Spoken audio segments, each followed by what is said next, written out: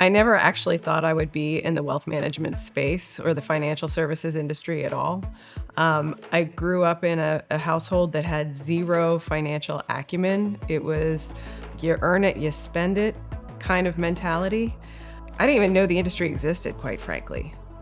So the first time that I ever got to see any interaction with someone in the wealth management space was when Taylor, who's my business partner and husband, sat down and started working with my parents and helping my grandmother.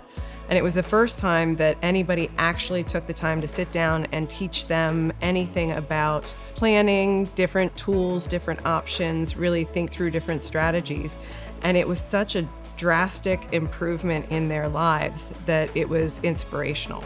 I started getting into the business kind of slowly. I started my way up. I started with paperwork and then learning the next step and into the paraplanning. And so I kind of worked my way from the grassroots up, learning every piece of the business.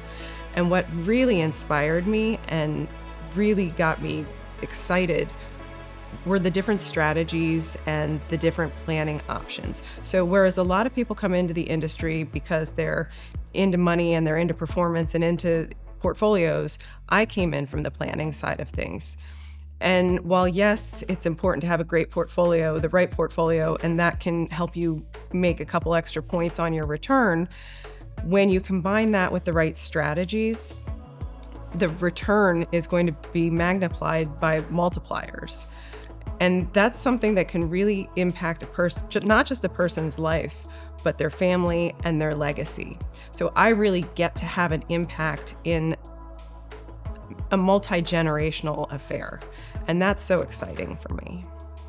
My favorite part of what I get to do right now in my day-to-day tasks, my favorite part of what I get to do now is really going into the strategizing and the planning, going into the advanced planning, so coordinating with the tax professionals, the legal professionals, finding ways to blend the different professions together to maximize the result for the client. It really shines when you're working with a business owner around the time of exiting their business, they're getting ready to sell. And if you get a little bit of time before they actually go to market with the business, you can really amplify the results. We have a client that came to us before she wanted to fully sell the business. She wasn't sure if it was something that she could afford to do and continue to live the lifestyle that she was accustomed to. And we ran through a lot of the analytics. We dug through strategies to try to minimize the tax impact on the sale.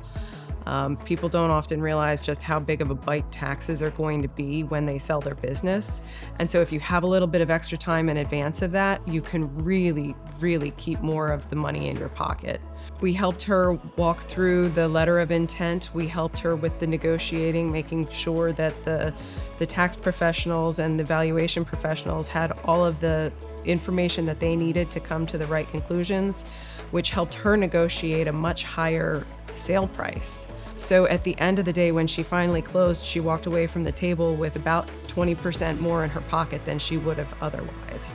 And I know that what she's going to do with that now is give back to the community and protect her family and create a long-term legacy for all of her descendants. And it's really great to see just that additional money that she was able to keep and how it's going to impact her community.